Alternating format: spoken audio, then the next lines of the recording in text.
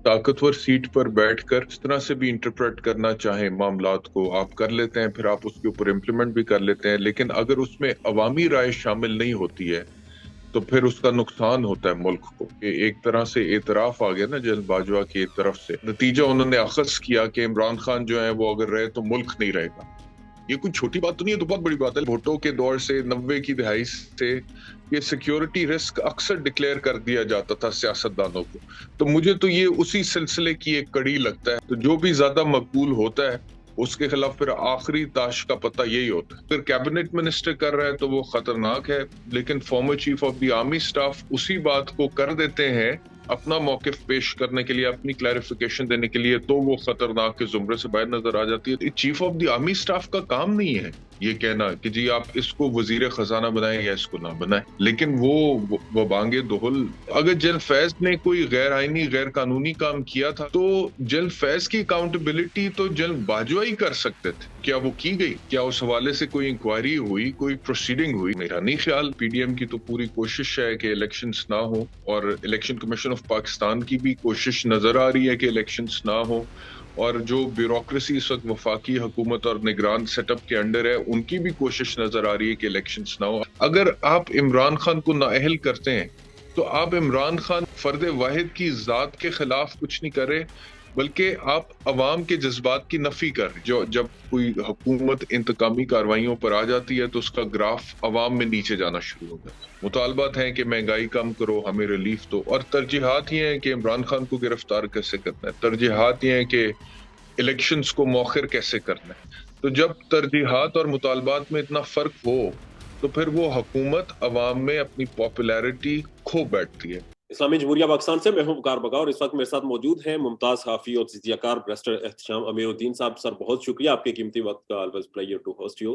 Barrister साहब, इस वक्त हालात आपके सामने हैं, खतरात भी आपके सामने हैं, जबकि जनाब बाजवा बजरी या जावेद चौधरी ये पैगाम भेज रहे हैं, ये कह रहे हैं कि इमरान खान जो थे वो मुल्क के लिए खतरनाक थे। तो खतरनाक कैसे थे और खतरात जो अब हैं इनको आप किस नजर से देखते हैं? मेरे ख्याल में ये तो उनकी अपनी पर्सनल असेसमेंट थी। इसमें दो तीन सवाल अहम जो हैं वो ये हैं कि जनरल बाजवा किस बुनियाद पे इस नतीजे पर पहुंचे, और अगर वो मतलब कि chief of the army staff के ओहदे पर होते हुए इस नतीजे पर पहुंचे तो क्या उनके पास ये अथॉरिटी थी बतौर chief of the army staff कि अगर उन्हें लगता है कि इमरान खान खतरनाक हैं तो वो इमरान खान की हुकूमत खत्म करने के हवाले से कोई काविशें करें। तो वो तो खुद कह चुके अपने आखिरी खिताब में भी कि फरवरी 2021 के बाद हम ए पॉलिटिकल हो गए थे, सियासत में मुदाखलत करना छोड़ दी थी। लेकिन ये जो जावेद चौधरी साहब को बयान दिया है, इसके बाद चीजें फिर वापस उसी नहज को पहुंच गई हैं। और बल्कि पीटीआई का जो बयानिया था या इमरान खान का जो बयानिया था जिसमें वो कह रहे थे कि जी हमारी हुकूमत को गिराया गया है, हमारे खिलाफ साजिश हुई है, उसको मजीद तकवीत मिल गई है, क्योंकि एक तरह से एतराफ आ गया ना जनरल बाजवा की तरफ से कि जी हमने इस वजह से हुकूमत नहीं बचाई क्योंकि हमें लगता था ये लोग खतरनाक है और अगर ये रहेंगे तो फिर मुल्क नहीं रहेगा। तो ये तो कोई छोटी बात नहीं है। और मतलब कि ये जाहिर करता है कि एक ताकतवर सीट पर बैठकर अगर आप जिस तरह से भी इंटरप्रेट करना चाहें मामलात को आप कर लेते हैं, फिर आप उसके ऊपर इम्प्लीमेंट भी कर लेते हैं, लेकिन अगर उसमें अवामी राय शामिल नहीं होती है तो फिर उसका नुकसान होता है मुल्क को। आप मुल्क को बचाने निकले थे, आपको लग रहा था ये खतरनाक है। अब अवाम अवाम में जितनी पजीराई है इमरान खान की या जितनी मकबूलियत फॉलोइंग है, वो लोग सारे बेवकूफ तो नहीं है ना। अगर इमरान खान खतरनाक है मुल्क के लिए तो लोग क्यों इतनी बड़ी तादाद में इमरान खान को सपोर्ट कर रहे हैं, इमरान खान की एक आवाज पर लब्बैक क्यों कह रहे हैं, इमरान खान के लिए जलसे जुलूसों में क्यों आ रहे हैं, पीटीआई का कारकुन क्यों इतना मुतहर्रिक है।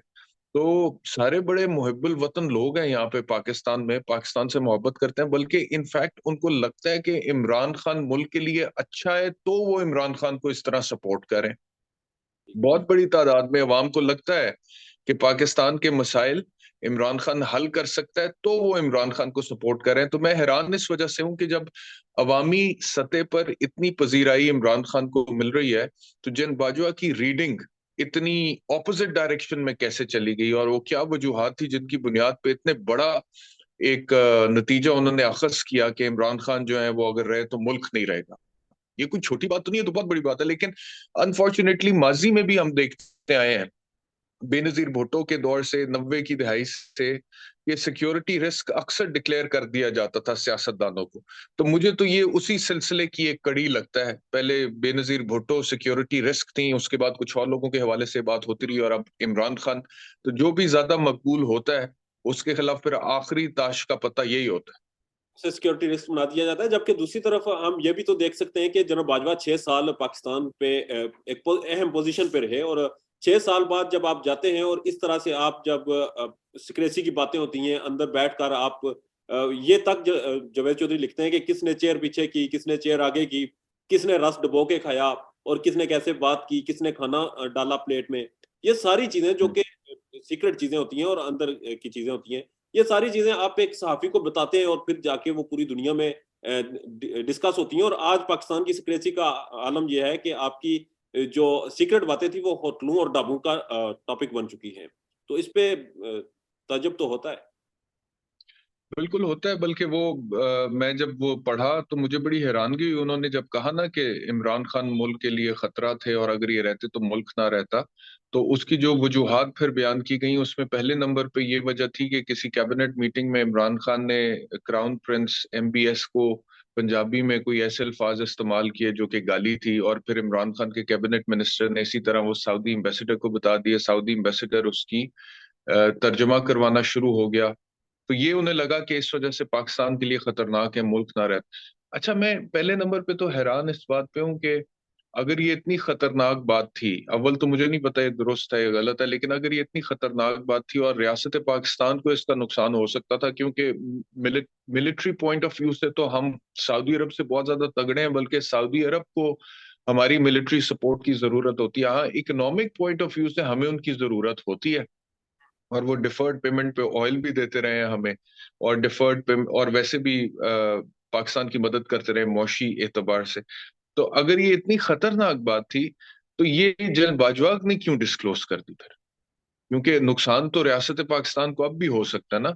अभी इमरान खान के ऑपोजिशन में होते हुए भी हो सकता है, कल को इमरान खान हुकूमत में आते हैं और दोबारा प्राइम मिनिस्टर बनते हैं, और अगर सऊदी प्रिंस तक ये बात पहुंच जाए तो भी हो सकता है पाकिस्तान को नुकसान। तो अगर कैबिनेट मिनिस्टर कर रहा है तो वो खतरनाक है, लेकिन former chief of the army staff उसी बात को कर देते हैं अपना मौकिफ पेश करने के लिए, अपनी क्लैरिफिकेशन देने के लिए, तो वो खतरनाक के जुमरे से बाहर नजर आ जाती है। तो ये भी मुझे समझ में नहीं आया। साहब, आप समझते हैं कि जिस हालात पे इस वक्त मुल्क है और जो इस वक्त के हालात हैं, आप जो आपके इस वक्त जर मुबादला के ज़खायर आपके सामने पड़े हुए हैं, ऐसे ऐसे हालात में इस तरह का कालम आना और इस तरह की टॉप सीक्रेट बातें वो सरेआम होटलों और ठेलों पे होना, और ये जो सऊदी क्राउन प्रिंस वाली बात है, ये आप कॉलम में ना भी लिखते तो इसका मसला नहीं था, मगर ये अपने ऊपर से आप जो तनकीद हो रही है या जो मामलात हो रहे हैं उसको हटाने के लिए ये एक नया टॉपिक दे देना, ये पाकिस्तान के लिए एक खतरा है। नहीं, मैं यही तो बात कर रहा हूँ कि जिस बुनियाद पे उनको लगा कि इमरान खान मुल्क के लिए इतने खतरनाक हैं कि अगर वो रह गए तो शायद मुल्क नहीं रहेगा, वही गलती तो फिर खुद कर दी। यही तो मैं बात कर रहा हूँ कि अगर मतलब कि पहले तो ये बात हम लोगों को नहीं पता थी, लेकिन अभी जब कॉलम में छपी तब सबको पता लग गई। अब आप भी मुझसे सवाल कर रहे हैं, मैं भी इस पे तज्जिया दे रहा हूँ, टेलीविजन टॉक शोज में मुख्तलिफ एंकर्स, तज्जिया निगार, सियासतदान इसके ऊपर गुफ्तगू कर रहे हैं। तो अब क्या वो सऊदी एम्बेसडर तक नहीं जा रही, या सऊदी एम्बेसडर के थ्रू अब वो सऊदी अरब तक नहीं जाएगी? तो ये अजीब बात है ना, कि अगर ये इतनी हसास बात थी तो ये तो आपको डिस्क्लोज किसी सूरत फिर करनी नहीं चाहिए थी, लेकिन आपने कर दी है। तो इसका मतलब ये है कि वो अगर वहां पे उनके मिनिस्टर ने की थी तो वो उसकी बुनियाद पे हुकूमत खत्म हो सकती है, लेकिन आप कर दें तो फिर ऐसी कोई बात ही नहीं।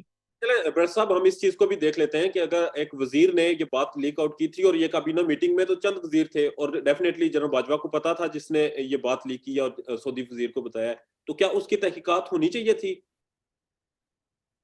लेकिन ना एक उसकी तो चलो तहकीकात शायद हो ही जाएंगी इस मुल्क में, वजीरों की, सियासतदानों की तो तहकीकात हो ही जाती होती है। तो लेकिन एक और बात मैं उस कॉलम में जो पढ़ी मैंने, वो उन्होंने कहा कि शौकत तरीन को फाइनेंस मिनिस्टर बनाने से मना किया लेकिन खान साहब ने बना दिया। अच्छा, अब मैं हैरान हूं कि हम किस तरह, मतलब कि आइन में भाई लिखा हुआ है कानून में कि जो प्राइम मिनिस्टर होता है ये उसका इस्तेहकाक होता है कि वो अपनी काबीना का इंतखाब करे। अब मतलब कि chief of the army staff का काम नहीं है ये कहना कि जी आप इसको वजीर खजाना बनाएं या इसको ना बनाएं। लेकिन वो बांगे दोहल कह रहे हैं और मतलब कि लोग सुन भी रहे हैं और उसकी कोई किसी किस्म के कोई नताइज नहीं है। फिर उन्होंने कहा कि ना सिर्फ ये कि उसको वजीर खजाना बना दिया गया बल्कि जनरल फैज ने उसके नैब के केसेस खत्म करवा दिए। अच्छा, अब जनरल फैज तो उस टाइम जनरल बाजवा के अंडर काम कर रहे थे ना। तो अगर जनरल फैज ने कोई गैर आईनी गैर कानूनी काम किया था किसी और के कहने पे, मिसाल के तौर पे इमरान खान के कहने पे, तो जनरल फैज की अकाउंटेबिलिटी तो जनरल बाजवा ही कर सकते थे। तो क्या वो की गई? क्या उस हवाले से कोई इंक्वायरी हुई, कोई प्रोसीडिंग हुई? मेरा नहीं ख्याल। यानी कि मतलब कि बड़े आराम से उन्होंने कह दिया कि जनरल फैज ने केसेस खत्म करो। तो फिर अगर जनरल फैज ने करवाए जो कि गलत करवाए और जो कि कानूनी तौर पे दुरुस्त नहीं है और आपके इल्म में भी था, तो आप chief of the army staff थे, तो आपने जनरल फैज से पूछा, उनको बुलाया, उनसे कोई पूछताछ की? उसका कोई जिक्र नहीं। कसूर सारा इमरान खान। अरे इस बात को जिसे हम बड़ा लाइटर मूड में ले रहे हैं कि जनरल फैज ने जाके ये केसेस खत्म करवाए थे, ये एक बहुत बड़ा इकबाल जुर्म है जो उस कालम में किया गया, और उसके ऊपर अभी तक तो कुछ नहीं हुआ। और क्या पाकिस्तान जैसी रियासत में इसके बाद तारीख में कभी कुछ होगा कि आपने इकबाल जुर्म किया था, कि आपने अपने दौर में ये सब करवाया था, इस तरह केसेस खत्म कर? नहीं, एक बाले जुर्म तो नहीं उसको कह सकते क्योंकि वो अपने हवाले से नहीं कह रहे हैं, वो जनरल फैज के हवाले से कह रहे हैं। फैज उन्हीं के वो अंडर था। अपनी जी, वो अपनी इंफॉर्मेशन की बुनियाद पे कह रहे हैं कि उन्हें ये पता लगा कि जनरल फैज ने खत्म करवाए थे शौकत तरीन के नैब के केसेस। तो कम से कम इंफॉर्मेशन तो आ गई थी। जनरल बाजवा ये नहीं कह रहे कि उन्होंने करवाए, वो कह रहे हैं कि जनरल फैज ने करवाए। तो कम से कम जनरल बाजवा के पास इंफॉर्मेशन तो आ गई थी और वो chief of the army staff थे और जनरल फैज उनके अंडर काम कर रहे थे। तो अगर आपके पास इंफॉर्मेशन आ गई थी तो पहले नंबर पे तो आपसे ये सवाल बनता है कि जनाब अली आपने जनरल फैज से कुछ पूछा, कोई तहकीकात हुई, कोई इस हवाले से बातचीत हुई, कोई उनको बुलाया? लेकिन नहीं, उसके ऊपर तो खामोशी है। और वैसे उसके ऊपर जी।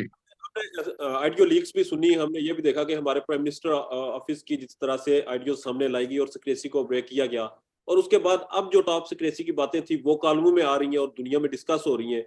तो ये जो स्टेट खुद एक सिक्योरिटी रिस्क नहीं बन जाती इस तरह की हरकतों की वजह से?